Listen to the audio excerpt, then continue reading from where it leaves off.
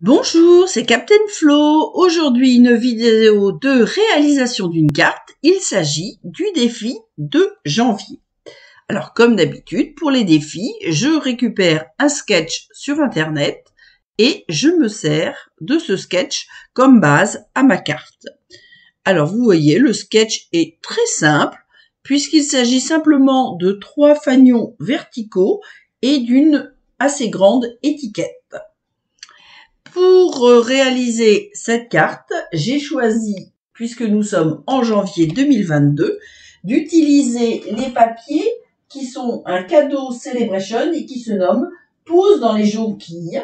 C'est la référence 158-127 et vous pouvez les obtenir en cadeau pour 60 € d'achat hors frais de port. Alors, pour la dimension des papiers, je suis restée dans mon classique. 14 sur 21 avec un pli à 10,5 dans les 21 pour la base de carte. Ici, du noir nu. À l'intérieur, je vais mettre un papier vanille pour pouvoir écrire et que ça puisse être lisible.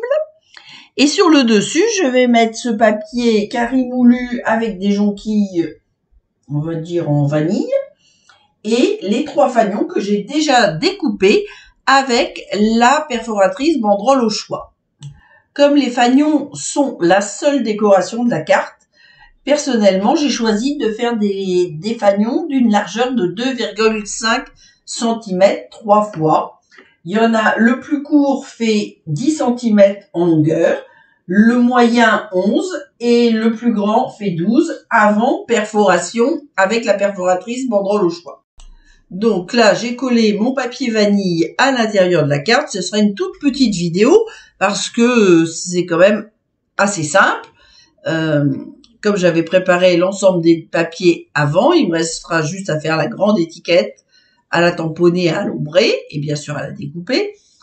Donc là, maintenant, je vais coller sur le devant de la carte le papier de matage, donc les jonquilles en trait vanille sur un fond carré moulu, puis les 3 fanions. Ces collages sont à plat, donc réalisés avec de la colle. Ce qui changera de l'étiquette que je vais mettre en mousse 3D et que j'aurai ombré avant. Alors, le temps que je colle, donc j'ai utilisé pour l'étiquette les poinçons Chic Étiquette que j'aime beaucoup. C'est la référence 152 886 au prix de 38 € les 10 poinçons et vous les trouverez à la page 166 du catalogue annuel.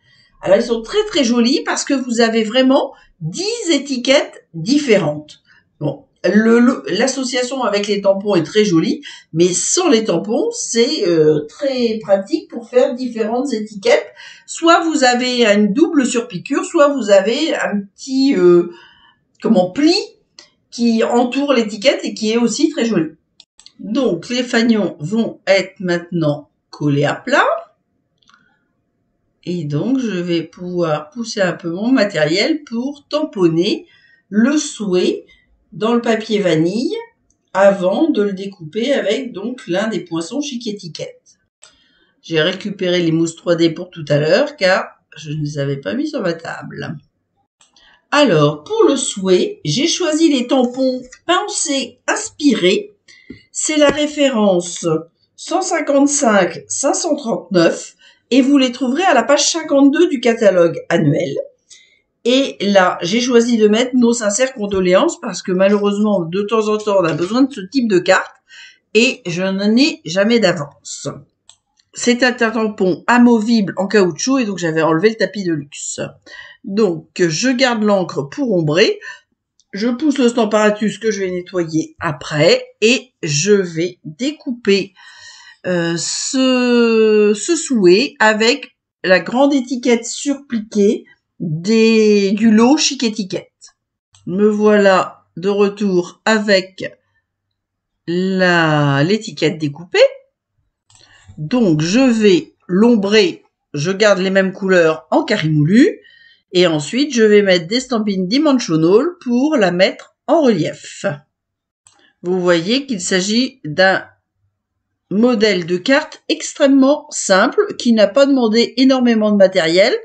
Donc moi j'ai choisi un poinçon pour l'étiquette, les fanions avec la banderole au choix et puis bien sûr un souhait issu d'un set de tampons.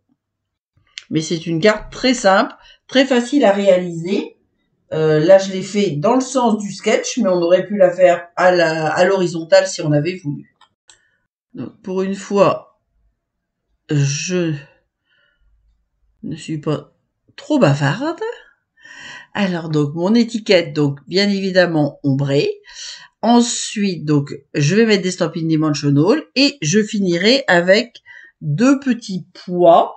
Et pour ça j'ai choisi les pois en résine format loisir qui étaient sortis l'année d'avant mais qui sont toujours dans le catalogue annuel à la page 143. Il s'agit de la référence 152 467 et on a 120 unités de pois en 4 formats pour 9,75 €. J'ai bien évidemment choisi ces pois parce que un tiers des pois est en plume de Parme, un tiers est en carré moulu et le dernier tiers est en Copacabana. Mais là, en l'occurrence, moi, j'aime bien rester dans les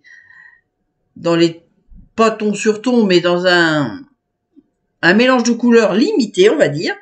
Donc, j'ai choisi évidemment les pois carré moulus.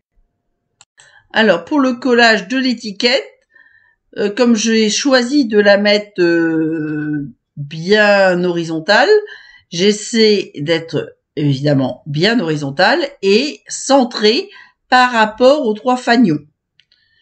Donc, je me sers des petites encoches de l'étiquette pour mieux positionner mon étiquette. Donc, comme je vous l'ai dit, bon, comme d'habitude, je regroupe tout sous l'objectif pour les photos finales, mais voilà les fameux pois en résine format loisir. Et donc, je vais choisir la taille numéro 2, mais en partant des plus petits, évidemment, en carré moulu. Alors, j'aime beaucoup rajouter des petits pois comme ça sur les étiquettes. On a l'impression que c'est un système d'attache de l'étiquette, comme un petit clou qu'on aurait ajouté.